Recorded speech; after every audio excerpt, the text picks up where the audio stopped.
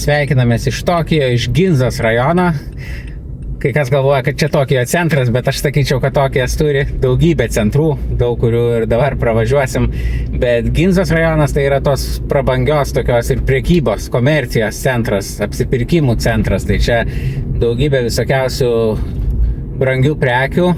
Ir jeigu važiuoja apsipirktas nors, pavyzdžiui, kinai, kokybiškų prekių arba vakariečiai šiais laikais pigesnių prekių, nes... Man atrodo, mes galim stebėti kairiai, pavyzdžiui, yra didžiulė eilė žmonių, ar ne, prie parduotuvės. Jo, čia gal laukia, kol atsidarys šis eido.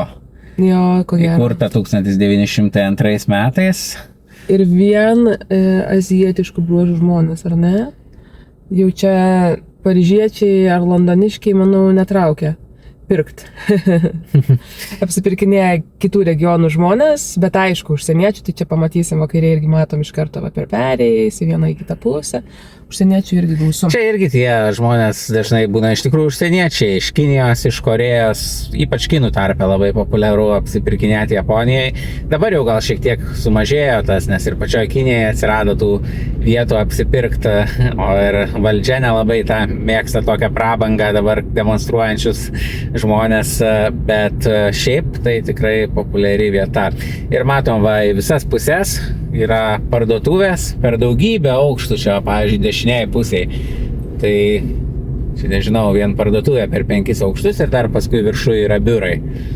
Šitą gatvę ne šiaip savo važiuojam tokiu metu, dabar sekmadienis, jeigu važiuotume dar po valandos, tai nevažiuotume iš vis, nes visą gatvę padarys pėsčiųjų gatvę, kad būtų patogiau apsiperkantiems žmonėms. Savaitgaliais taip daroma. Dabar toks ganėtinai ankstyvas rytas, tai iš tikrųjų galvojam, kad pravažiuokim dabar, pamatysim kiek žmonių, bet aišku, darbo dieną čia žmonių būna dar daugiau. Aišku, čia toks labiau prekybos rajonas, tie ofisų rajonai yra šiek tiek kiti. Šitas rajonas tai užgimė dar tarpukariu, tai matom ten šiek tiek dabar jau matosi kampas truputį už šviesoforo tiesiai, dabar pravažiuosim, jau tokia sena parduotuvė su tuo Seiko laikrodžiu viršui kairėje pusėje. Tai dar išlikus iš tų tarpukario laikų, bet aišku, tokie paskui per antrą pasaulinį karą smarkiai subombardavo, mažai kas liko, bet šiaip va čia buvo tas tokia kaip Meidži imperatoriaus laiku, kai bandė Japonija pasivyti vakarus, tai pradėjo statyti tokius pastatus, kurie galėtų būti kaip šitas, tai galėtų būti ir kažkur Paryžiai. Tos parduotuvės, universalinės parduotuvės, depato vadina japonai, skolinių pagal department store. Ir, sakytume, kaip prekybos centrai, bet iš tikrųjų tai labiau ne prekybos centras, nes nėra kaip atskirų parduotuvėlių, atskirų nuomininkų, kur gali užeiti ten apsipirkti išeit, bet tiesiog skyriai, čia ten laikrodžių prekystalis, čia kažkoks kitas ir tai per visus daugybę aukštų į viršų. O apačioj depačika, maisto salė, tai ten smagas vietas paragauti įvairių patiekalų ir įdomių galbūt nusipirkti maisto produktų. Tai tokį, kiek kartų mes esam buvę, tai visada yra ką veikti ir visada dar pritrūksta laiko. Jo, ir čia irgi Matsuja Ginza, garsi tokia skyrių universalinė parduotuvė, čia per visus aukštus yra ta parduotuvė dešiniai pusėje matom. Ir kitur taip pat, čia Rolexų irgi per keletą aukštų. Bulgarija, dešiniai, visi prekės ženklai, jau kažką reiškia prekės ženklas pasaulyje, tai turi būti ir Ginzoje, nes čia rinka didžiulė. Jeigu tavęs nėra Ginzoje, tavęs nėra iš vis, ar negalėtų toks prabangiam prekės ženklui nuolat skambėti ausyse tarp čia dabar garsas. Važiuojant, aišku, taip gerai nesimato, bet esam buvę, tai tos ir vitrinos yra įspūdingos, kai pasižiūri tam, pavyzdžiui, viena vitrina, kur nuolat sukasi kaip ant ratų tokių drabužiai, nes jeigu jau vien bus vitrinoje drabužis, tai kažkaip visai neatkreipia dėmesį.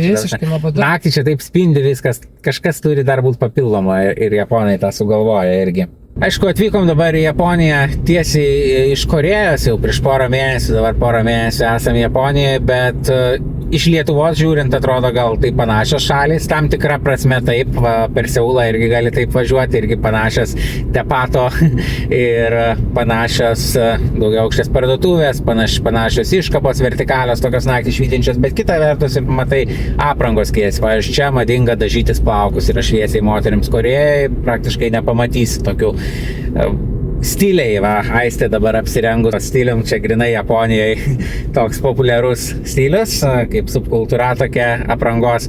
Tai vėlgi, Korėjoje to nėra. Gal nebent kažkas kopijuoja, nežinau, bet pavieniai. Korėjai toks stilius, aš sakyčiau, nuosaikesnis, ar ne? Tikrai merginos atrodo tobulai gražiai, žinoma, plastinės operacijos nuo 18 metų amžiaus ir, sakyčiau, kosmetika geriausia pasaulyje daro savo, bet kokių tik tai stilių mes čia galime pasižiūrėti Japonijai, manau, kad jų tikrai esti įvairiausių. O dar dešinėje vienas toks senesnis pastatas išlikęs, bet šiaip tų senų pastatų mažai, nors jeigu pamatysi ten kažkokias įkūrimo datas parašytas, o čia va dar kairėje vienas. Labai gražus. Nors matosi, čia jau tas stiklinis, matyt, fasadas vėliau padarytas. Ir va dešinėje pusė irgi.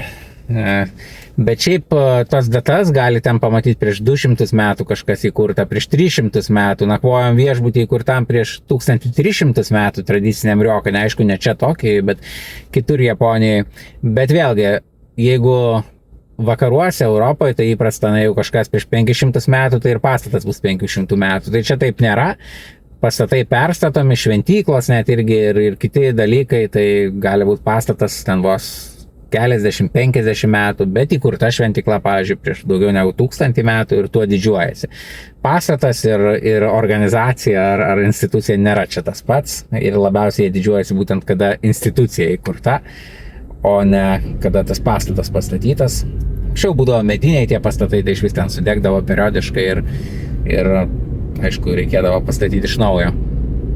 Antras pasaulinis karas buvo negailestingas Japonijai. Aišku, Japonijoje yra nuostabiai įdomių vietų. Buvome ir Kamikadzių muziejuje, buvome ir Antro pasaulinio karo sugriautose, be abejo, atominių bombų vietose, kaip Nagasaki ir panašiai. Super įdomu, bet dėja architektūrai tai buvo negailestinga ir mes tą galime matyti Tokijoje geriau nei bet kur kitur. Čia dabar Nihonbashi pravažiuosim, Japonijos tiltas. Tai čia yra tas toks jau ekonominis centras. Yra ir Tokijo akcijų birža, esam buvę ten ekskursijai, o truputį į kairę Imperatorių rūmai, tai dabar pavažiuosim, kur bus galima į kairę. Dabar sukti mane kairę? Jeigu galima, pasukim jo, pravažiuosim čia Nihonbashi. Japoniškai būtų parašyta, kad pavyzdžiui sekmadieniais negalima, nelabai mokėti pasakyti. Bet kažkaip kol kas neatrodo, kad kažkas man kažką čia draustų. Tai bandau. Labai taksi gražus automobiliai, tokie britiški, ar ne? Jų čia tikrai daug ir taksi važiuoti Japonijoje tai yra grynas malonumas. Taksistas atidaro dureles, čia viena pirmų klaidų, kurias padaro dažnai turistai, tai jokiais būdais pačiam durų neliest, nes jie turi tokį prietaisiuką, paspaudžia ir tos durys specialiai užsidaro pačias. Ir dažnai labai vairuotojai dėvi baltas pirštinaites ir tiesiog labai maloniai aptarnauja ir atsiskaityti galima kortelę. Labai patogu net kalbos. Bet aišku, brangus malonumas. Tai čia tikrai, ypač Tokijai, tai čia dauguma važinėja viešuoju transportu. Aišku, Tokijai tas viešasis transportas nustoja važinėti nakčiai, kas sunku suprasti man visada, nes ten kokioje Kopenhagoje jau metro važinėja kiaurą parą, kur ten daug mažesnis miestas ir labiau užmiegantis atrodo ir viską. O čia žmonėms reikia ir dažnai žmonės net ne dėl savo smagumo ten nori kažkur pasilikti, bet jie tiesiog iš darbų po visų ten tų viršvalandžių ir dar pabuvimo su bendradarbiais kažkur privalomo faktiškai baigia viską kokią jau arti 12 ir, pavyzdžiui, reiktų jiems ten valandą važiuoti kažkur ar pusantros valandos iki namų ir jie negali, kažkur turi kapsulių viešbutį pernakvot. Na tai mes tai ekstrapoliuojam, kad čia tik tai turėtų būti kapsulių viešbučių lobizmas, nes niekaip kitaip nepaaiškins. Nežinau, nes kai kas jau tada moka taksi, bet tada taksi, kadangi vis dėlto brangus malonumas, tai išeina tada jau pigiau, kad irgi nepigiai, bet kapsulių viešbutį apsistot ir tada jau irgi tas sekmadienis, tai viena vertus ilsis, kita vertus reikia kažką ir šeimai skirti, nes kitų metų tai tikrai to laiko šeimai labai labai mažai būna Japonijoje. Ir kaip girdisi iš tikrųjų, kad net ir draugystes labai sunku išlaikyti, nes kai žmonės nuolat neturi laiko niekam, tai tą trupinį laiko skiria savo šeimai, o draugams praktiškai iš vis nebelieka. Tai dėl to tas didžiulis vienišumo jausmas Japonijoje yra labai didelė problema. Taip, aišku, yra dar kitas kraštutinumas, hikikomori vadinasi, kur žmonės visiškai kažkokiam užsidarę galbūt vieno kambario mažam butuke ir praktiškai niekada neišeina tiesiai. Dabar galima važiuoti, tik iš šitos juostos reikia važiuoti. niekada neišeina iš to butuko, na ir Žaidžia kompiuterinius žaidimus, valgo užpilamus makaronus. žiūri anime, skaito mangą ir taip toliau.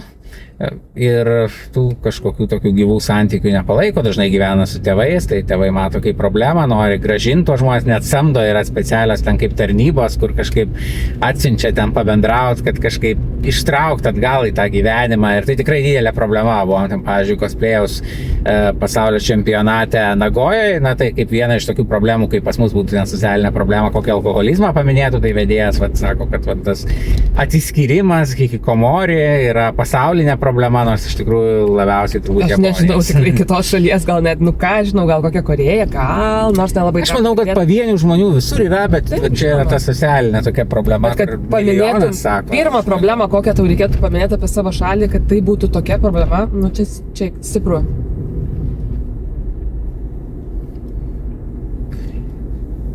Čia va, daug tokių daugiaaukščių, kur dirba salarimenai. Tai dabar matai, kaip tuščia, ar ne?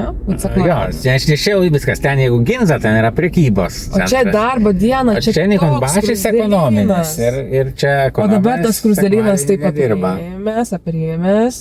Įdomu pravažiuoti, ne? Nes visada dažnai kažkaip užtaikom paprastą dieną ir čia būna šitoks skruzdėlynas. O dabar taip ramu, net keista, ar ne? Darbas tai iš tikrųjų yra itin svarbi gyvenimo dalis, gal net visas gyvenimas galėtum sakyti, ar ne?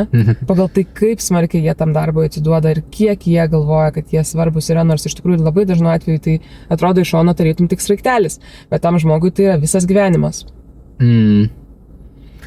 Ir tas abipusis toks ryšys, lojalumas darbdaviui, bet kita vertus ir darbdavio lojalumas darbuotojui, tai būna, kad gal ir nebereikia to darbuotojo, bet jis yra paskyręs jau visą gyvenimą tam darbdaviui, tai irgi jo neatleidžia, algos irgi priklauso nuo išdirbto laiko, bet aišku, tai po truputį keičiasi, dabar jau ir populiarėja tas laikinasis darbas vadinamas, kas tai reiškia, kad tiesiog ne visą gyvenimą, bet kažkokiais periodais įsidarbina vienur ar kitur, tai artėja japoniška tradicija ir vakarų tradicija, galbūt vis tiek jos dar labai smarkiai skiriasi. O ten tas priekį, kur žali medžiai, tai čia yra imperatoriaus rūmų parkas. Tai Japonija valdo imperatorius iki šiol, bet aišku, po antro pasaulinio karo tai labiau kaip ir Britanijos karalius. Tokia simbolinė funkcija. Neturi jis realios kažkokios galios, bet ką jau turi, tai didžiulė teritorija. Tai kažkada buvo vienu metu, kokiais 90 metais, kai buvo pats Japonijos pakilimas didelis ekonominis, tai kad vien vertė tos žemės, ant kurios stovi imperatorių rūmai, buvo didesnė negu berods visos Kanados žemės, jeigu ekstrapoliuojant, aišku, į dešinę dabar. Fantastika, tikrai. Įdomi ta imperatoriškos šeimos istorija Japonijoje, bet karalius Saulė jau čia nebėra. Nebėra jau. Tikrai japonai, jau retas japonas taip sakytų, kad noriu mirti už imperatorių. Per antrąjį pasaulinį karą tai buvo gajus dalykas.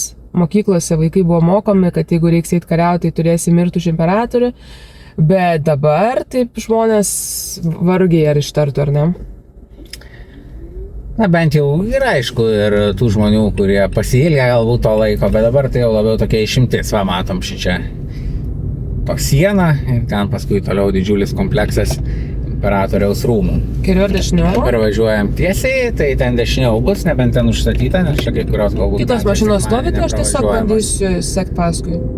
O vat valo langus, matosi žmogeliukas tiesiai priešais. Nes aišku, įsivaizduoju, šitiek dangorių, šitiek langų, čia šitiek turėtų valyti jų, ar ne? Ištisai. Ištisai. Ypač žinant, kokie pedantai yra japonai, tai aš manau, kad iš vis kiekvieną dieną po 3 kartus valo tos langus. Čia va priekį matosi Kei-car, angliškai Kei-dzidosha, japoniškai, tai tokie maži automobiliukai ir esam iš tikrųjų išnuomavę. Tik tai po kitus Japonijos kraštus, ne po tokie važiavom. Irgi yra video AŽ automobilių per pasaulį, tinklalaidės kaip per Šikoku salą važiuojam va štai tokiu pačiu automobiliu ar labai panašiu kaip priekį. Toks jausmas buvo kaip sėdėti ant sofos. Sėdėti ant sofos. Nes jis siauresnis, jų esmė yra, kad yra labai ribotas plotis, nes jeigu jau bus didesnis plotis, tai tada nepateks į tą kategoriją, o ta kategorija tai reiškia mažesni mokesčiai, šiek tiek pigesnis draudimas. Taip pat jeigu esi ne mieste, ne Tokijoje, tai tau nereikia įrodyti, kad turi parkingo vietą, kad įsigytum automobilį, nes jeigu tokį nori automobilio arba didmiesčiuose, tai turi jau visada įrodyti, kad turi parkingo vietą, nes čia gatvėse negalima palikti, tai tu turi arba name turėti tą parkingo vietą, arba išsipirkti kažkur tokiuose viešuose parkinguose. Tai šiek tiek lengvesni kriterijai, bet tam jis turi būti siauras ir tam turi būti variklis nedidesnis negu ten 0,66 litro, tai taip sunkiai traukia. Jo, jeigu į patraukia visur, patraukia visur. Taip jau būdavo, kad reikia užgulus pedalą bandyti važiuoti ir nestolinti atgal, bet kažkaip pasisekdavo, ar ne? Jo. Dabar tiesiai dar važiuojam. Man atrodo, aš tai būsiu vienintelis automobilis. Taip, tuščia. Kaip man čia netitartina, žinau, kaip pasidarė. Bet nėra plytos kažkokios. Už mane visada žiūriu tada, už manęs dar važiuoja. Bet tai žinai, kaip Japonija. Japonijoje jo. Jie, pavyzdžiui, būna niekada neina per raudoną. Per gatvės visiškai gali būti naktis, gali nevažiuoti joks automobilis ir niekada laukia vis tiek, kol užsideg žalia, stovi, laukia ir eina.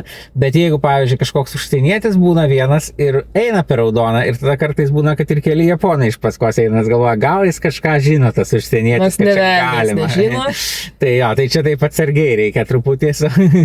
Bent jau man yra tokių patirčių buvę. Aišku, dabar mes, kai stengiamės prisitaikyti visada labai prie vietos tos dvasios, tai dabar irgi, kad ir kaip man norėtųsi eiti per tą raudoną, kad ir kaip aš eičiau visose kitose šalyse išskyrus Japoniją, kai nevažiuoja mašinos, o kartais ir kai važiuoja, tai ne, Japonijai neinu. Nu, kartais tai užsimiršęs, bet... Na tai jeigu nepastebiu nebent, bet šiaip tai sustoju, jeigu pastebiu, tai sustoju irgi ir visi aplinkui irgi stoja. Bet tada būna dažniausiai taip, Japonai ten 5 stovi, aš sustoju ir tada ateina kažkoks ispanas, pavyzdžiui, turistas ir taip apsidairo, nieks nevažiuoja ir eina. Ir pirmien, tai jo, skiriasi. Didžiuliai kultūriniai skirtumai, bet tai ir įdomu keliaujant.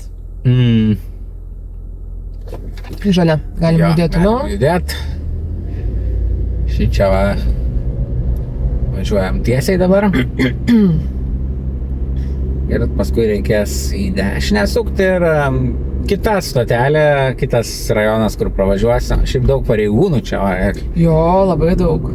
Pas juos mažai darbo pareigūnam, bet už tai tada visiškai tvarka įtvirtinama iki smulkmenų, jeigu ten palieki kažkokį... Ne, toliau dar. Jisai dar, ne? Jo. Palieki kažkokį daiktą, tai atsiranda, nuneša. Pavyzdžiui, labai įprastas dalykas, tarkim, jeigu eini į kavinukę vienas ir tada, pavyzdžiui, nori nueiti į tualetą. Palieki mobilų ant stalo ir visada gali būti tikras, kad rasi. Tai yra Japonija. Palieki, kad užimtum stalą, jo. Tai yra Tokijas, net ne Japonija.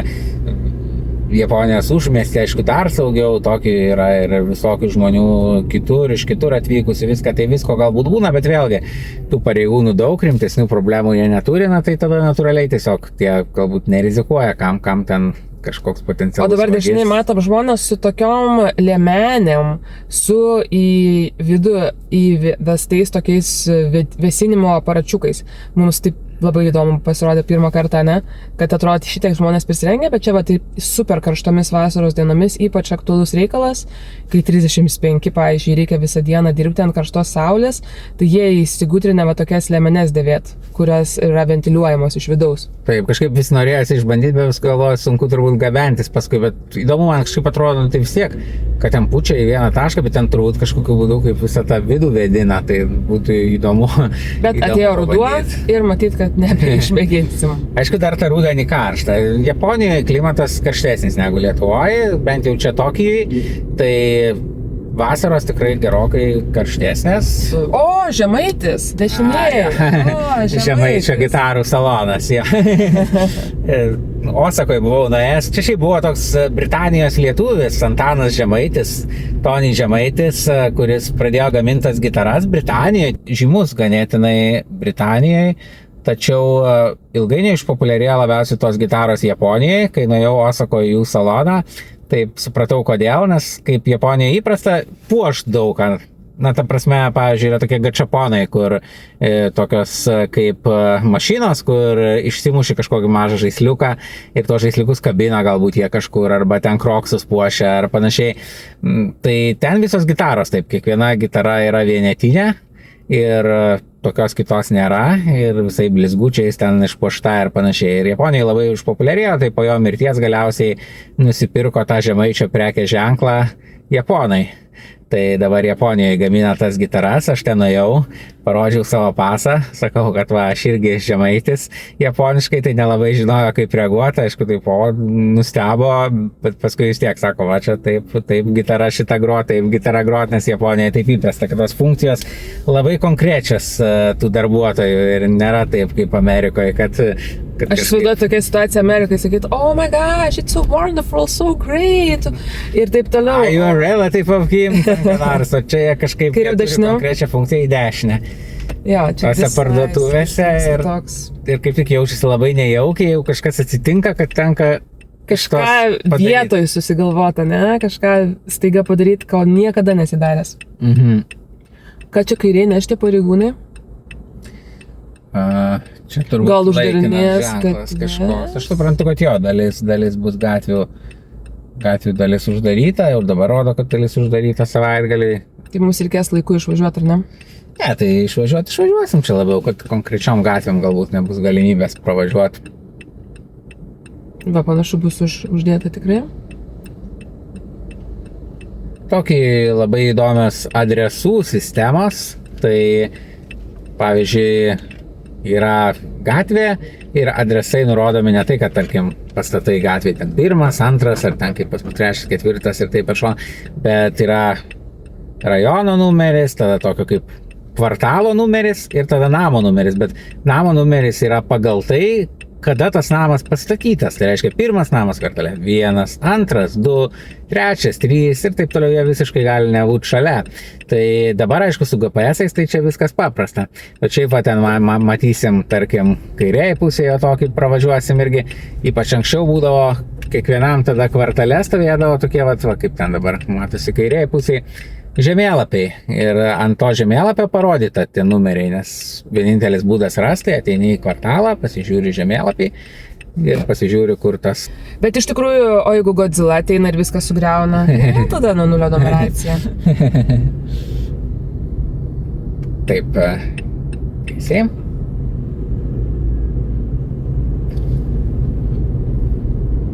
Tai ties policijos skyriai, kurių čia labai daug, tai irgi jie tokią funkciją turi ir padėti žmonėms. Tai bent jau senesniais iki GPS laikais, tai pasiklausdavo, o traukinys stovi ant šlaito. Važiuosim į Akihabarą. Tai Akihabara yra rajonas, kuris garsėja kaip otaku, tokios subkultūros centras. Tai otaku, na, kaip lietuviai gal mokliukas sakytų, nežinau, bet aišku yra daug plačiau, tai na, ten kompiuteriniai žaidimai, manga, anime ir kita, hikikomori irgi galbūt dažnai otaku būna.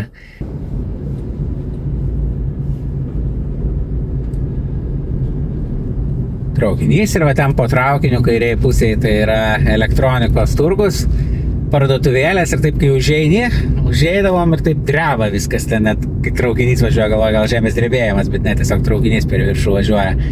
Tai dabar iš tikrųjų eisimės pasižiūrėti tą elektronikos turgų, nes reikia šiek tiek stovų, kameroms aplūžo. Teisai?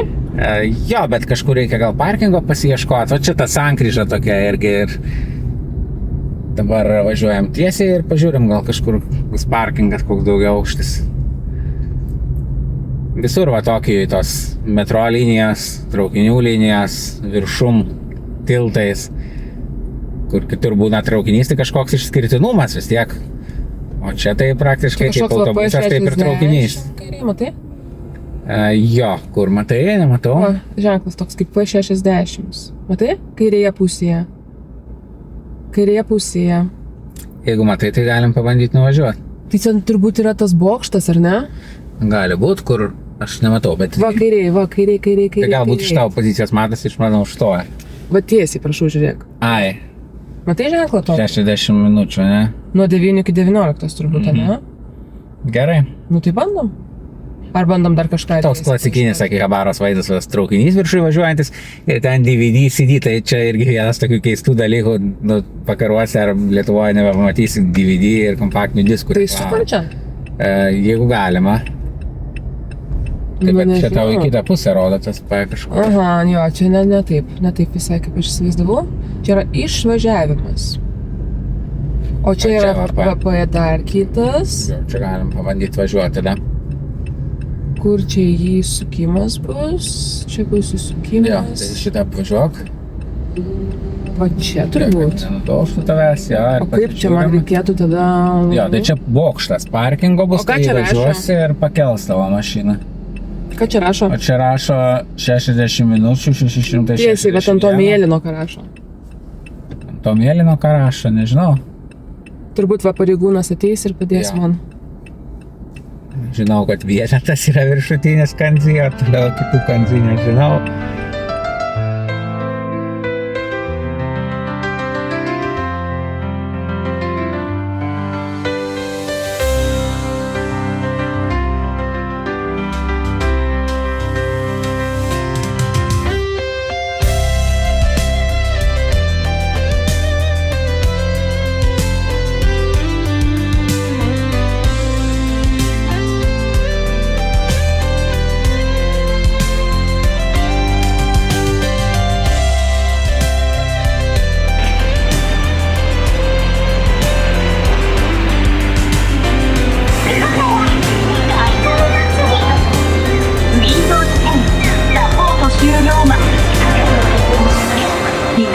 결제 방법으로 현금은 물론 각종 신용카드도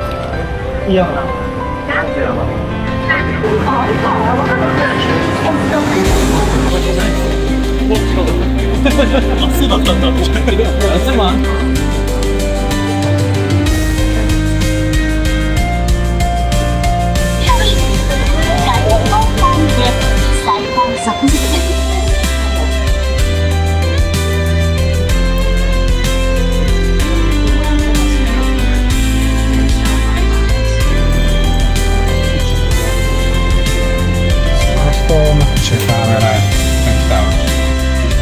sukandamas laikiklis.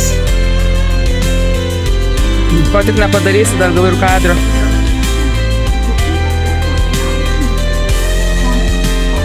Tiesiog pausinis skyrius.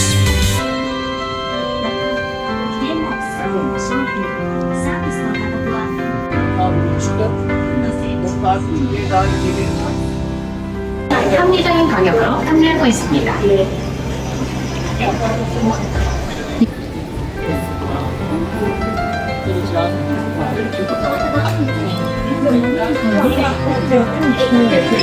It's one time a month I will do it.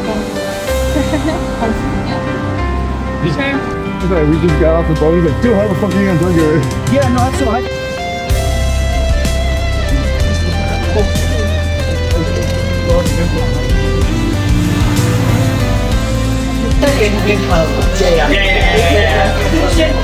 Atrodom kaip apsirėliais, tiek maisto. Susimokėsim, aš nežinau, maks 10 eurų.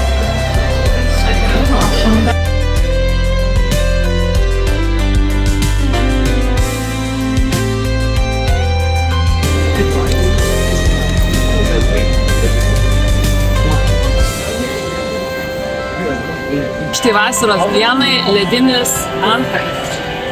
Čia užspėt. Labai buvo populiaru vasarą.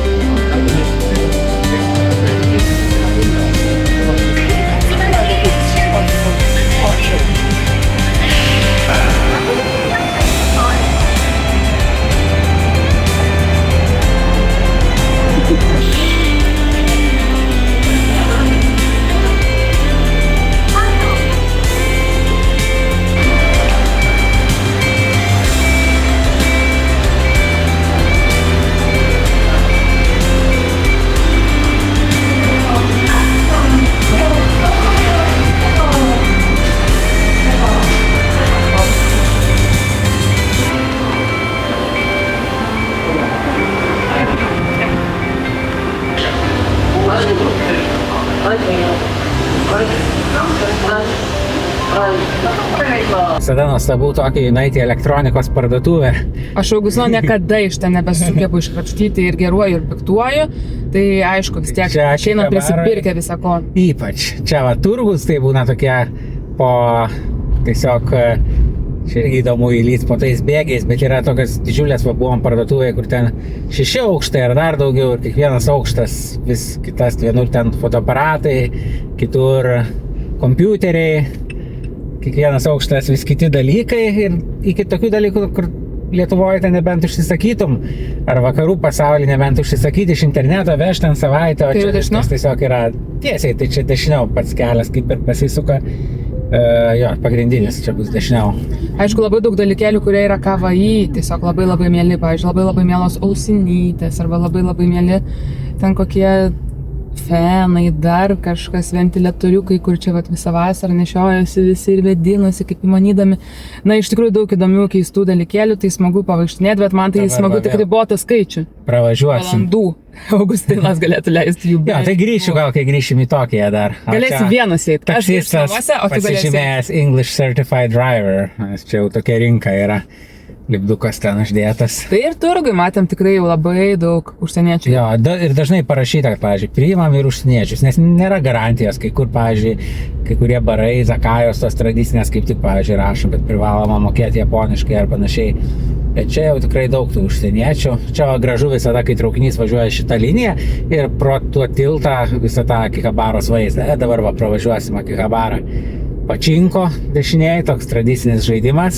Kamoliukų. Jo, panašiai kaip pinbolas būdavo kažkada baruose, kur ten atmušinėja, bet čia net nereikia atmušinėti, čia tiesiog sviežiasi tie kamoliukai, lekia ir, nežinau, mums tai iškrenta, greit pinigai nyksta. Taip, Bet greit kas moka, tai... pinigus. Bet kiti sako, kad reikia kitą svirtelę tinkamų metų įtraukti, tinkamų metų paleisti ir atsėti, ten gali kažkiek lemti. Kiek tos lemties ten yra, aš nežinau, bet gali ir tikrai būna, kad nešasi, kas laimėjo tų pliušinių žaislų. Jo, nes iš pinigų žaisti negalima, bet tada tuos pliušinius žaislus supirkinėja už tikrus pinigus, tai tokiu būdu realiai kaip ir žaidži iš pinigų tą pačinko, nes gali tuos prizus iškeisti atgal. Ir pačinko šiaip iš tikrųjų užsieniečių nelabai matėm, ar ne? Toks grinai japoniškas reikalas ir net panašu daugybė madų iš tikrųjų į vakarus nuėjusios, arba bent jau užsieniečiai atvykę čia užsiminėja tais dalykais, bet kad pačinko būtų salonai nusėti užsieniečių, tai tikrai dar nematėm. Gal ateity? Na ir kalbant apie rūbų madas, tai irgi čia tu viena beros iš užsieniečių buvai taip apsirengusius. Moteris. Tokiu Osakoje čia nusipirkai ir buvo toks prekybos centras, čia irgi Šibujoje yra, kur visas prekybos centras. Eisim dar, aš tik mėgėja tokių svetimų kultūrų, įdomių drabužėlių, tai tikrai, aš manau, kad reikės dar įsigyti. Nes iš tikrųjų įdomu labai, kitur būna kokie tautiniai rūbai vietiniai, bet tie tautiniai rūbai toks kaimų reikalas labiau. Na čia apsirengė irgi tuos kimono, bet taip labiau jau iškilmingom. Mes irgi rengiamės, tai vieną dieną išsinuomoti. Jo, ten labai nukeliavę. faina, bet ilgainiui tik nepirksi, O va čia yra tie modernus miestų rūbai, miestų subkultūros ir jau ten, aš nežinau, net sunku išvardinti visas būtų. Gilinausi į tas Japonijos subkultūras, bet ten bent 15 yra tų rūbų estetikų tokių.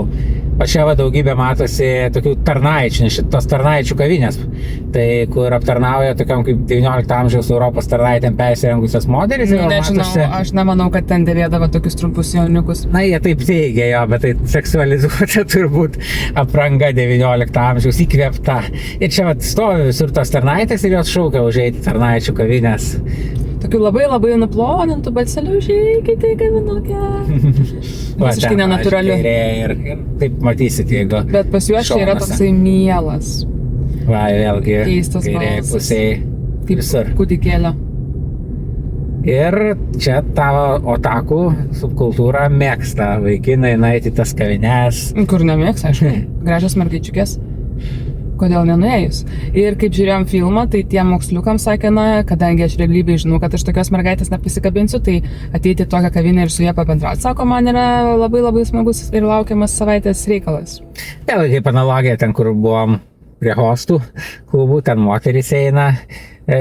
Vis kaip ir tas pats gali sakyti, toks va, bendravimas už pinigus ar kažkoks malonumas pasišypsojęs tau už pinigus, bet kita vertus ir visai kitas rajonas visiškai kitokia ta dvasia, kitoks tas dalykas. Tai tokiai tas labai žavu, kad kitą rajoną gali nuvažiuoti ir jautiesi kaip, nežinau, Europoje gal ir kita šalis galėtų būti.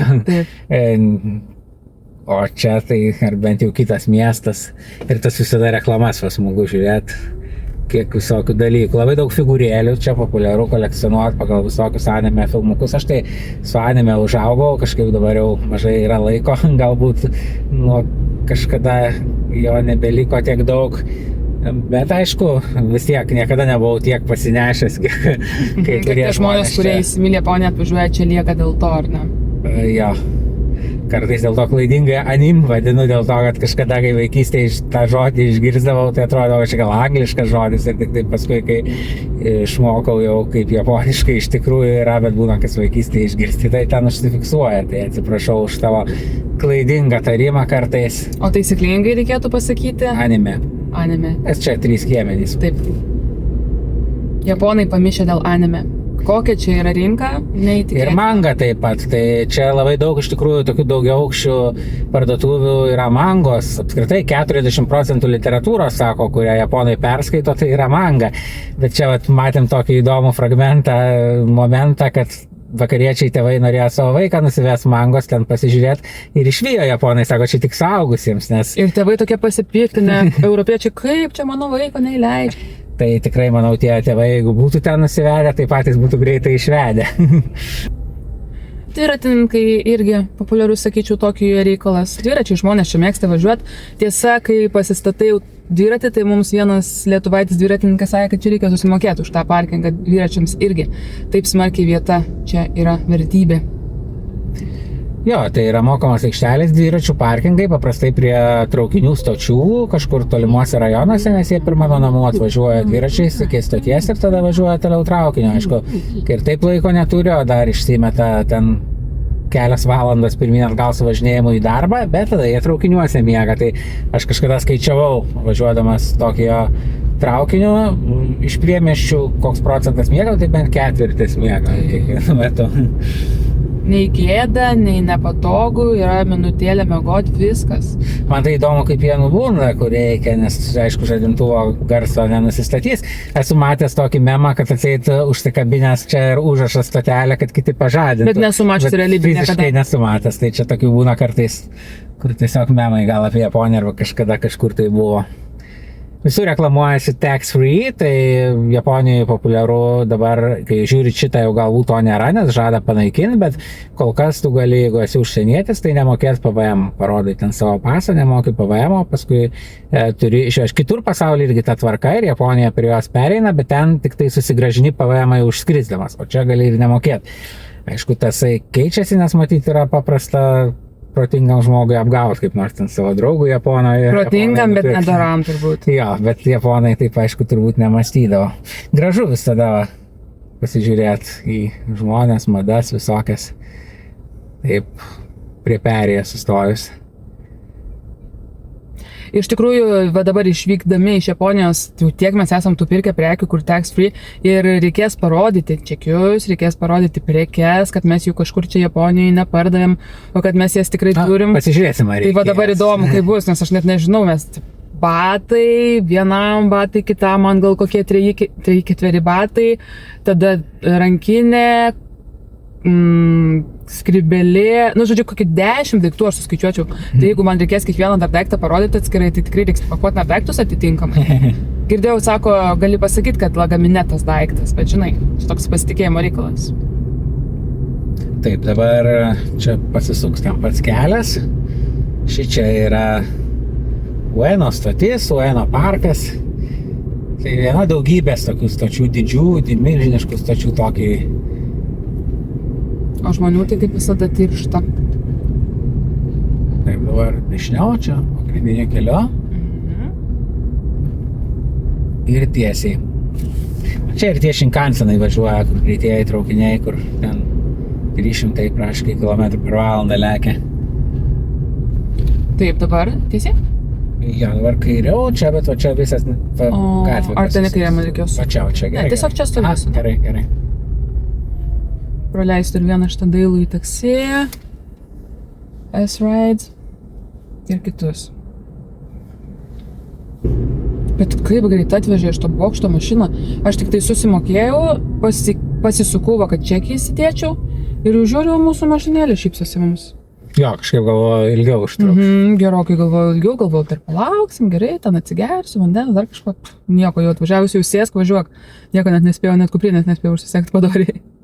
Tie bokštai būna keletą rūšių, būna, kad pakelia ir ten išsuka ir pastato kaip į lentynas ir būna, kad sukasi kaip tokio apžvalgos ratu tarsi mašinos ir išsikviečia kokią reikia.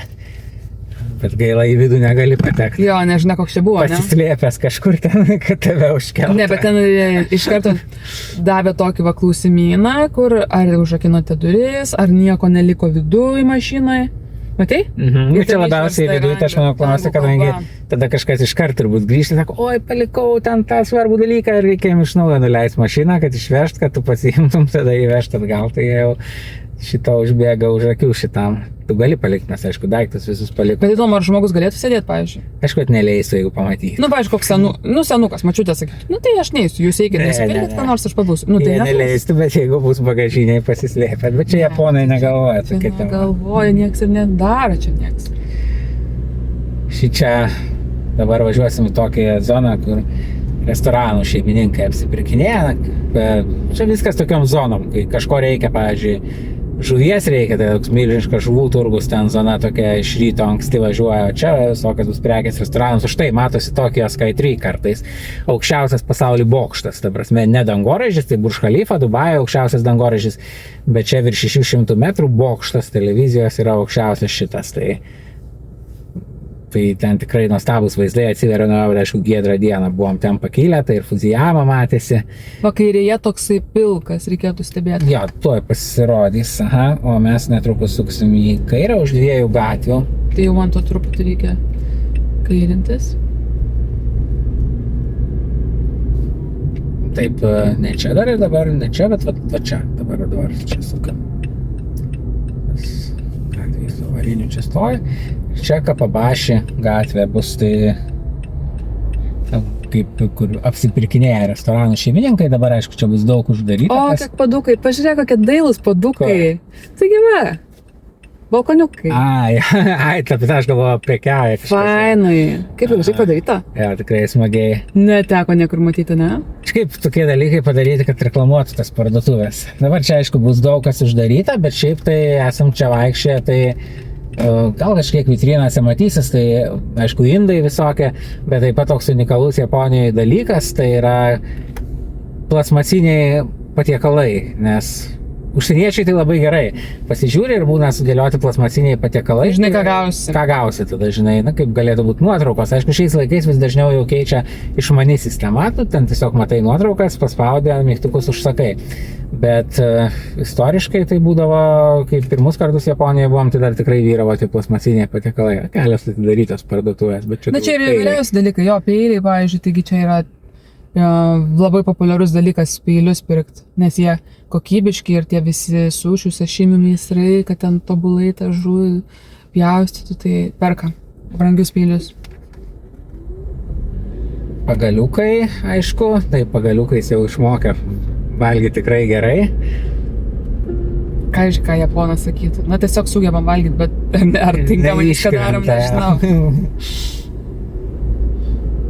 Neįsmeigiam pagaliukų į ryžius bent jau ir neperdavinėjam iš pagaliuko į pagaliuką, kaip jie per laidotuvės kaulus mirusio žmogaus perdavinėja nuo pagaliuko į pagaliuką, nes sutegina žmogų, kremuoja, bet ten lieka kaulai ir tuos kaulus tada nuo kojos iki galvos kaklo pamažu išrenka ir perkelia į urną. Tai tokia tradicija. Šiaip netoli yra Janakos kapinės, prie jų nevažiuosi, mašina ten sunku įvažiuoti, bet tikrai labai tokia, sakyčiau, su atmosfera vieta. Memento mori. Kapinės ir tokie milžiniški antkapiai Tokijo svarbių žmonių. Parašyti jų vardai net tie, kuriais jie vadinosi, bet pomirtiniai vardai, kai miršta, tai paprašo budistų dvasininkų, kad sugalvotų pomirtinį vardą, susimoka dar už tai. Ir yra kitas pomirtinis vardas, tai girdėjau tokią teoriją, kad šaukiamas tas žmogus neatsilieptų ir negrįžtų, nes jis tada jau turi tą naują vardą, kurio matyt nieks jo nevadins, kas jį gyvą pažinojo. Čia labai įdomi, sakyčiau, japonų tradicija. Koks tuščias Tokijas, visiškai neįprastas reikalas, ne? Jo. Nu, ką sekmadienis priduoda? Arba naktis irgi tuščias, sakau, pas jūs tokia labai tas grafikas aiškus, kada vyksta gyvenimas ir kur vyksta gyvenimas ir kur nelabai. Žodžiu, sekmadienį reikia leisti šeimą ir mėgoti. Dabar iš dešinės pusės tas Tokijos Sky3 išlys virš pastatų. Matosi. Vau, gražutėlis. Jo, iš tokių pastatų, kur kaip ten Eifelio bokštas, kur kontūrus parodai tik tai ir iš karto atpažįsti, kad čia yra tas Tokijo Skytree. O dabar iš dešinės pusės, čia jau tokie matosi vartai visokie, tai čia bus Senso-ji, garsiausia budistų šventykla. Turbūt Tokijoj. Aišku, kaip ir viskas čia. Per karą sunaikinta, atstatyta iš naujo, bet ta svarba išliko. O, Tokijo Skytree dabar labai gražiai matosi. Aha, pats tas. Labai gerai, kad raudona, galim pasižiūrėti, nes iš tikrųjų būna toks minusas, kad kai vairuoju, tai tada netiek daug laiko galiu skirti kažkam apsižiūrėti. Tai va, fantastika. Nu, labai gražu. Ir čia ta Senso-ji šventykla, kur matosi medžiai. Rykšos čia, tai kažkaip gal atrodo keista tokioje turtingoje šalyje, bet iš tikrųjų tai rykša ir tas žodis kilo iš japonų kalbos. Ir pati rykša kilo iš japonų. Taip, ir čia dabar tai jau yra ne kaip kad kažkas iš tikrųjų uždarbiauja ir kad apsimoka kažkam taip važiuoti, bet tai jau kaip turistams tokia pramoga Japonijos istorijos prisiliesti. Tai va tokiuose rajonuose, kaip čia aplink šitą Senso-ji šventyklą, Sakusos čia rajonas, tai populiaru taip pasivažinėti. Dešiniai, va dar vienas atrieda. Jo, man irgi buvo keista, aš iš tikrųjų irgi tik šiuos metus sužinojau, kad rykša yra iš Japonijos. Atrodo, kitur tarsi dar daugiau. Dabar sakyčiau, ne, tai dabar kitur, tai iš reikalo, kokia į Kalkutoje ten pravažiavom. Tai, Indijoje, žinoma. Taip. Bet kažkaip būčiau spėjus, kad iš ten galbūt ir yra, bet ne, visiškai ne. Kažkada, aišku, Japonija buvo daug skurdesnė šalis, bet jau labai seniai išsivystė. Tai yra du tie tikėjimai, čia budizmas ir sintoizmas, bet dažnai tie patys žmonės eina ir į budistų šventyklas, ir į sintoistų šventyklas, tai skirtingais tikslais. Tai, pavyzdžiui, laidotuvės, tai dažniausiai būna pagal budistų tradiciją, tas deginimas ir taip toliau, bet kiti ritualai gyvam esant dažnai pagal sintoistų tradiciją. Ir jie čia nemato, kad kažkas jaunasi tarpusavį, čia jau mūsų galbūt krikščioniškas toks mąstymas, kad jeigu jau religija, tai jinai yra vienas dievas ir kitų neturėjo kito dievo, tik mane. Geriau? Greitoji už manęs. Manau būt geriau. Ar ne kažką daro? Turbūt ne čia tiesiai tiesiog važiuoja. Gal lėčiau aš tada tiesiog važiuoju, tegul jį pravažiuoja. Ten sargiai dviračių takas kairiai. Žinoma. Pravažiavo kairiai. Ir dabar sekam ją. Nuostabus, ar ne, pastatas, bokštas. Ir rykša priekį, ir bokštas. Geras čia vaizdinys šiuo metu.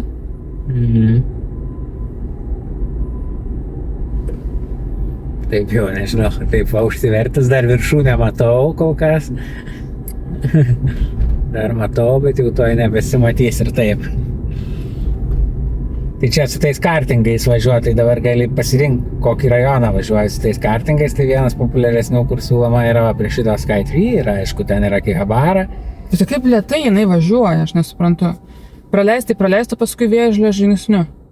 Keista. Yra aišku Šibuja populiarus irgi rajonas. Dar pravažiuosim porą rajonų, tai Ryogoku rajonas, kur vyksta sumo kovos. Ten mes irgi eisim dabar sumo turnyrą netrukus. Ir taip pat Odaiba, tai toks naujas pramogų rajonas dirbtiniai saloj, kur kažkada buvo tvirtovė. Ir tada jau važiuosim į Hanedos oro uostą, skrisim į Hokkaidą. Paskutinę mums iš didžiųjų Japonijos salų, kur dar nesam buvę. Ten irgi nuomosimės automobilį. Ten jau Hokkaide atvirkščiai negu Tokijoj sunku be automobilio iš tikrųjų, nes ten jau ir tie Shinkansenai tik tai kažkas pietus siekia. Aha, su tradiciniais rūbais.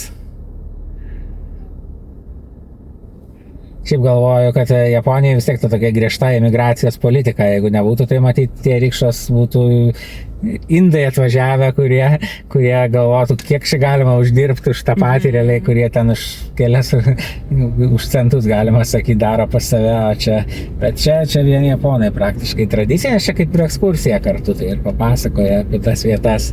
Bet šiaip aišku, tai neįtikėtina, kiek daug užsieniečių. Neįtikėtina. Po to, kai paskutinį kartą buvom Japonijoje 2015 ir kas yra dabar, nu neįtikėtinai daug. O vakairiai koksai vyrukas eina, pažiūrėk, tradicinių rūbų apsirėdęs, ar ne? Jo. O kur jo kelnes? Gerai, dabar reikės ten ties prieš pat Skytree pasukti dešinę. Ten žiūrėk, kiauliuko, ten viršuje. Kurgi? Kiauliukas. Kiaulių, neaišku, ar jos linksmina. Nu, tai čia, žinau, gali būti įvairius variantas, manau. Gali būti tiesiog geriausias teikas mieste. Čia kažkokia šventė, atrodo, vyksta. Matėm ten neša, nežinau, ar ten kami, kur būna šventiklėlė vadinama. Ten turbūt ją neša. Esam Liepą matę, ar ne? Jo, Didelė šventė Kijote. Gion Matsuri, Kijote, tai ten viena didžiausių švenčių, tai ten buvo, bet ten tokios aprangos gal šiek tiek kitokios buvo, ar ne? Taip. Va, bėga dar vienas vilkas. Daugybė religinių švenčių vyksta nuolat, tai vienur, tai kitur, tai trečiur. Įdomu, ne, japonai tokie šiaip labai žmonės, kaip ir disciplinuoti, užsiėmę, darbas, rutina, visa kita, ane, tas modernus gyvenimo stilius, bet ir kartu labai į tas šventes daug dėmesio kreipia. Taip, viena vertus, tai labai netikinti šalis, jeigu taip kaip tą tikėjimą mes suprantam, kur pasišventimas, užsidegimas, neabejojimas ar kažkas tokio, ar ten musulmonai, kaip supranta, galbūt dabar kairiau, tai čia tau reikia iš kairės juostos. Bet kita vertus, tai tikrai tos šventyklos svarbios ir tik tai gal suvokiama religija šiek tiek kitaip, kaip tokia paslauga tarsi. Gali ten apsinakvindinti šventykloje, tarkim, Šukubo tokia nakvynė šventykloje, gali suteikia kitokių ten paslaugų, padeda dvasiniais klausimais ir panašiai. Tai gal tas suvokimas kitoks religijos, bet tikrai tos šventyklos, šventovės, jų čia tikrai Jo, tos bažnyčios, tai yra kai kurios tik tai nuotraukoms skirtos. Jo, bažnyčios, tai pas juos, kadangi prisižiūrėjęs galbūt Hollywoodo filmų, pasidarė populiaru, kad, važiuoju, tuoktis bažnyčia, gražu bažnyčia. Nuotraukos dailiai išeina. Bet jie nėra krikščionys, aišku yra, bet jų mažas procentas. Na tai tada atsirado toksai kaip verslas, irgi pagal tą religiją kaip paslauga, kažkas įsteigia kažkokią tipo kaip bažnyčią, bet ten nieko nereikia, nei tikėti, nei nieko, ten tiesiog susimoki pinigus ir su tokia žmogus atrodantis kaip kunigas. O darbas iš tai apsirengusi taip žmonių. Ir tas sumo turnyras dabar jau atrodo prasideda, tai mes ten vieną paskutinių dienų būsim to sumo turnyro. Dabar keliu dešinę. Bilietus tikrai sunku gauti ir dar ten, kad bilietą gauti reikia turėti Japonijos numerį, reikėjo turėti. Japonijos numerių negalima turėti užsieniečiai, tu gali turėti SIM kortelę, bet tik tai su duomenim, o ne su telefonu. Ten yra irgi būdų gauti, bet sudėtingiau negu kitur pasaulyje šitas tvarkyti, tai galiausiai ten tokį ekskursiją nusipirkom, kur to bilietą duoda, aišku, už brangiau perpardavinėtai, bet tada kartu ten angliškai papasakos apie tą sumą, tai gal ir įdomu, aišku, paprasčiau ir kas buvo, sutikom kitus užsieniečius, kur buvo, tai sakė tikrai verta, nes tada daugiau tos pažinimo. Žinoma, aš tai irgi esu visada už. Nes vis tiek atrodo suma, ką ten tiesiog stambus vyrai imsis. Ne. Aš manau, čia tiek daug reikia. Jo, tai aišku, čia visiškai tradicija, čia ritualas ir šintoizmas. Kad gavai su gidu ir ekskursija anglų kalba. Taip, tai dabar čia mes sukam į dešinę ir tada iškart reiks į kairę ir vėl į dešinę ir vėl į kairę palei upę iš esmės pasukti. Dabar važiuojam, tada sukam čia į dešinę.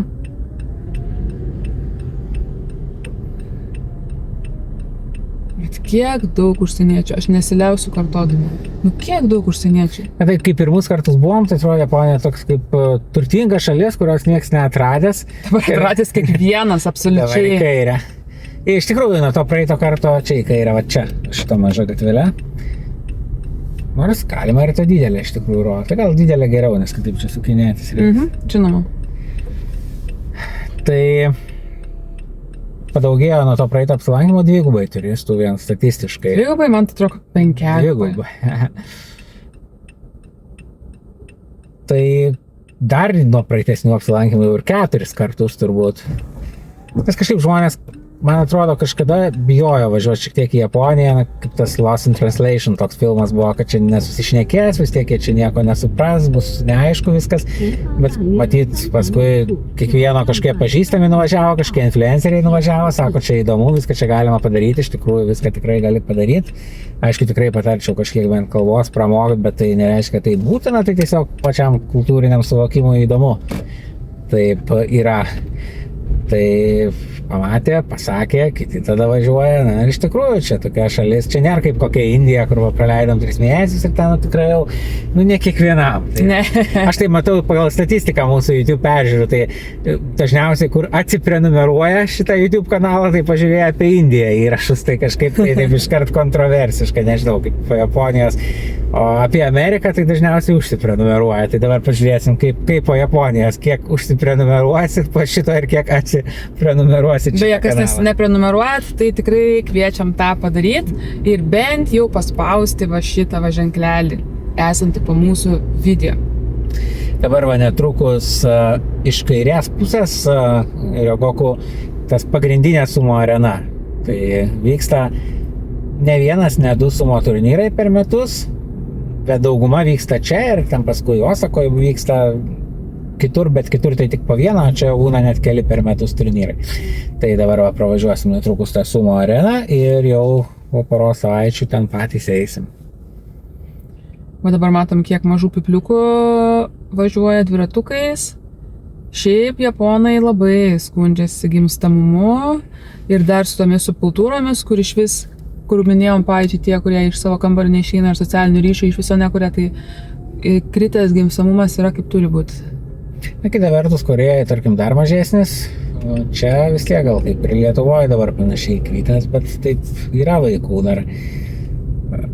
Taip dabar lenk turbūt reikia, nes čia sustojęs, gal čia atvežė į sumo areną žmonės. Man lenkt. Ir va ten va, kur tos vėliavos, tai ten sumo arena, mes važiuojam tiesiai. Dabar va iš kairės. Manai, šiandien vyksta kas nors? Tai kasdien, kai vyksta turnyras, tai kasdien tada vyksta. Tai ir šiandien, ar ne? Tai ir šiandien jo, iš ryto ten silpnesni, paskui jau ten ir Yokozuna pasirodo. Va čia sumo ta arena. Nu jo, daug čia prisirinkė. Kiti laukia turbūt prie bilietų, ar ne?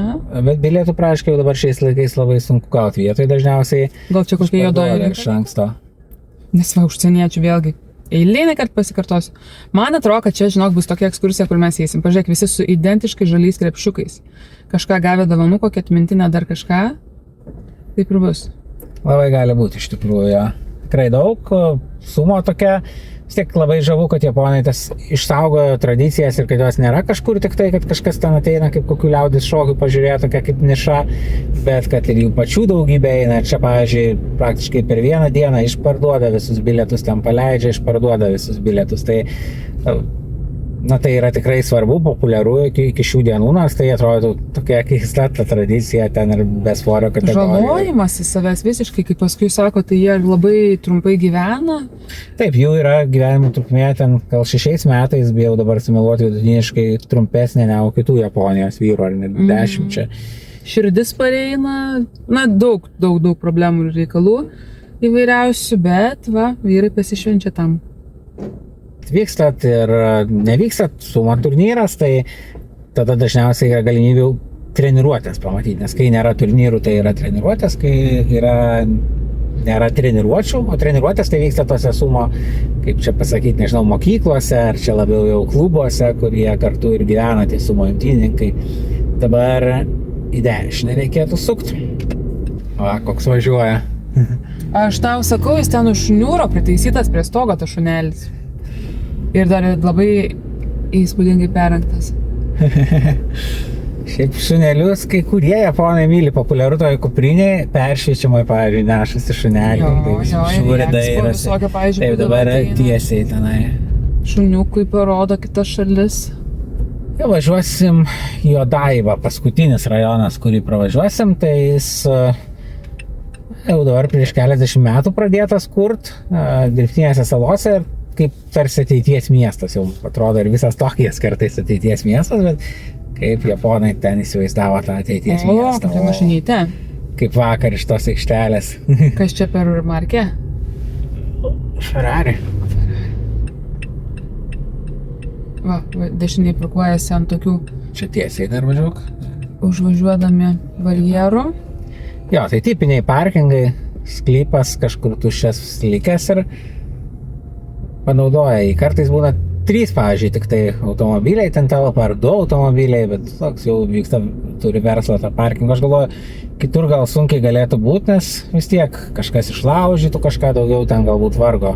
Tai už tai kitur dažniausiai, jeigu jau parkingas, tai jau būna didelis, kad kažkas ten nuomotų 2 vietas savo kieme. Tai nežinau, kairę. Ne vien per šventę kokią ten, bet tada jau žmogus stovi. Čia ta įranga visa palikta ir čia po visą Japoniją, ne tik tokį visiškai įprastas dalykas. Dabar, kai Ir dabar užvažiuoti ant mokamo kelio. ETC only. Jo, čia jau būtina kortelė kitur, Japonijoje, jeigu tai daug kur gali atsiskaityti ir grinais pinigais ant tų mokamų kelių, bet čia jau tokie srautai, kad tada jau tokie kamščiai susidarytų čia, jeigu visi pradėtų atsiskaitinėti. Tai čia jau privalai tą turėti ETC, jeigu nori naudoti šitais keliais.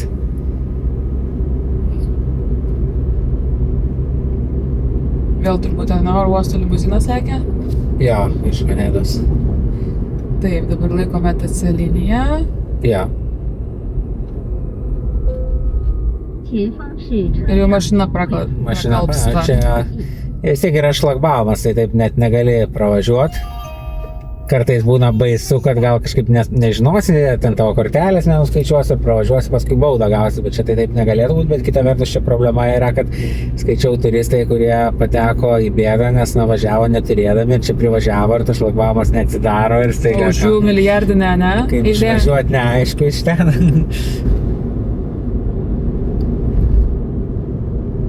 Vau, kokia faina spalva, šitokie gatva. Labai graži. Čia dabar jau matosi Odaiba, tai čia yra rodų centras.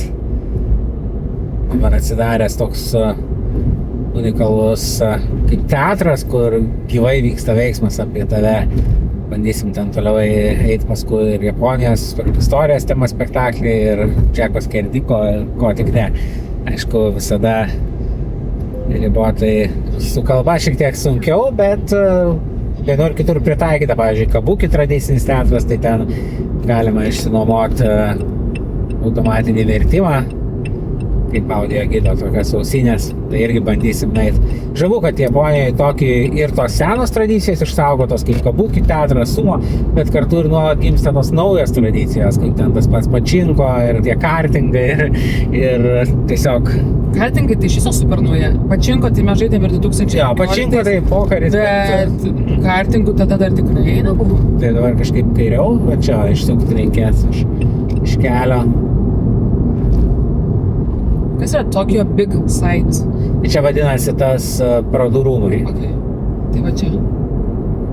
Kiek aukštų kelias. Na, aišku, Jo. palyginus su vakar, tai netoks ir didelis, bet...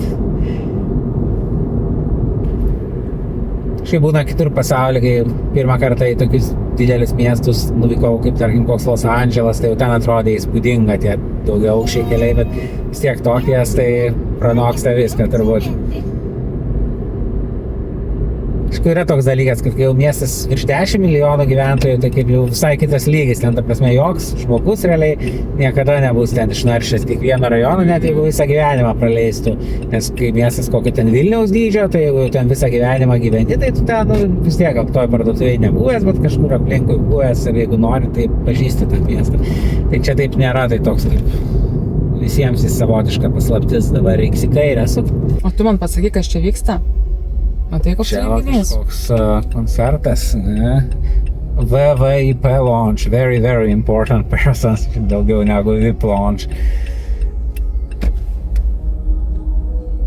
Jo, kažkoks koncertas, įspūdinga scena.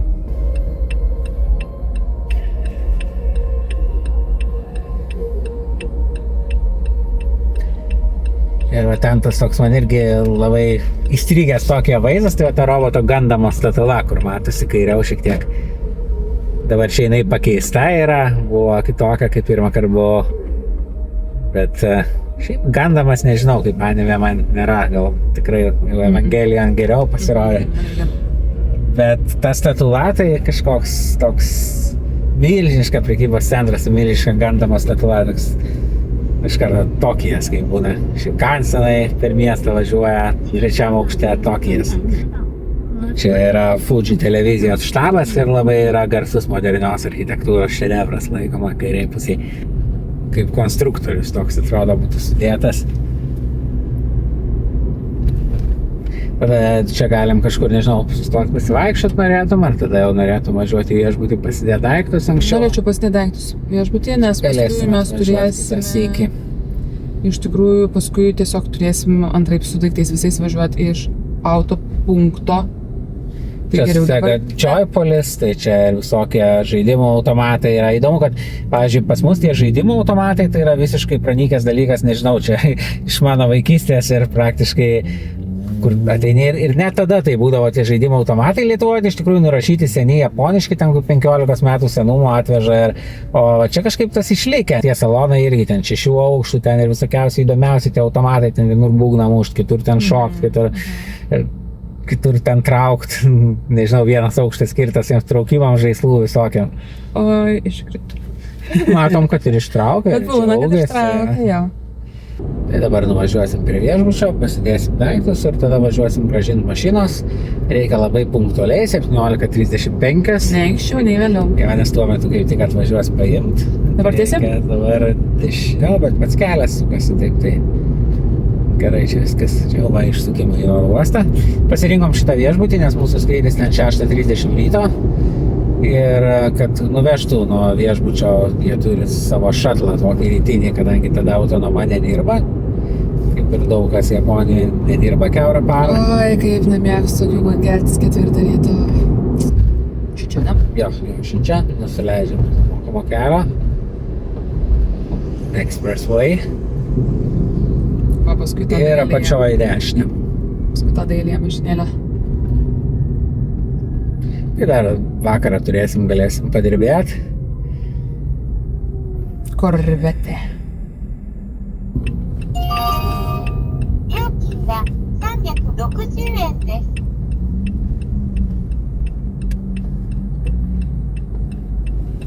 Taip ir dabar jau už keletų kvartalų bus mūsų viešbutis. Tai štai toks tas nuostabusis, milžiniškasis Tokijas. Japonija, aišku, nėra tik Tokijas ir tokių video aš automobilių per pasaulį čia padarėm ir iš kitų Japonijos vietų, kaip važiuojam pro Japonijos ugnikalnius Kyushu, kaip važiuojam Keikaru per Shikoku ir kitas vietas kviečiame pažiūrėti, o taip pat ir video, kaip atrodo, pavyzdžiui, Japonijos butai iš vidaus. Kai kas jau yra, kai kas dar bus po to. O mums dabar tikslas, kaip visada turint viešbutį, susirasti parkingą netoli, bet dažniausiai problemų nebūna. Bet, pavyzdžiui, kaip vakar, tai net jeigu būtume parkingo neradę, būtume ir to viešbučio neėmę. Dabar jau turim užsakę. Turim užsakę, tai dabar jau turėsim šičia. O čia yra laisvas parkingas 24 valandų. Tu nori pasakyti, kad tu šiam Ne, aš taip nenoriu pasakyti. Pavažiuojam, pasižiūrim, bet tiesiog dairausi situaciją. Nes dažnai, jeigu būna užimti, tai visi iš eilės gali būti. Jau kažkas vyksta, pavyzdžiui. Bet retai tai būna. Ten matom, priekį irgi, kitoje gatvės pusėje irgi laisvas parkingas yra. Tavo mylimas Subway. Jo, bet kažkaip Japonijoje pačioje tiek daug tų japoniškų tinklų yra. Ir visokiausių. Ten Gyudonų, Matsuja, Yoshinoya, Sukiya, ten ramenų, Ichiran, taip pat pseudo-itališko maisto, kur dabar valgiam Saizeryje. Va čia dabar mūsų viešbutis yra. Kuris? Tai va čia palauk ir parkingas iš karto. Čia? Iš esmės, palauk, tai čia jisai kažkoks kaip užstatytas, pas mane čia pažymėtas. Gal tada iš kitos pusės, gal įėjimas bus tada. Tai pamenu, kai vienas pirmų kartų buvom Japonijoje, kai dar nedirbom nuotolį ir tik per atostogas, tai būdavo, žinai, kad pusryčius Sukijoje gausi tikrai, kadangi dirba kiaurą parą, tai ten atsikeldom Mangos kaviniai 5 ryto, dar neprašyte. Einam į Sukiją, valgom Gyudoną, tada sėdam į Shinkanseną su Japan Rail Pass, ten pavažiuojam iki vieno miesto, paskui pabūdam, važiuojam iki kito. Visai kitokia buvo kelionė, dabar į kairę sukam. O dabar yra tiesiog ne kelionė, dabar yra gyvenimas, toks gyvenimo būdas, tai manyčiau ir dėl to taip skiriasi. Taip, čia bandau, ne? Ir labai smagu į tokią sugrįžti ilgesniam laikui. Čia va, dėja parkingas užimtas šitas. Bet palauk, raskim visų pirma viešbutį. Gerai, tai už kitam kvartale bus tiesiai.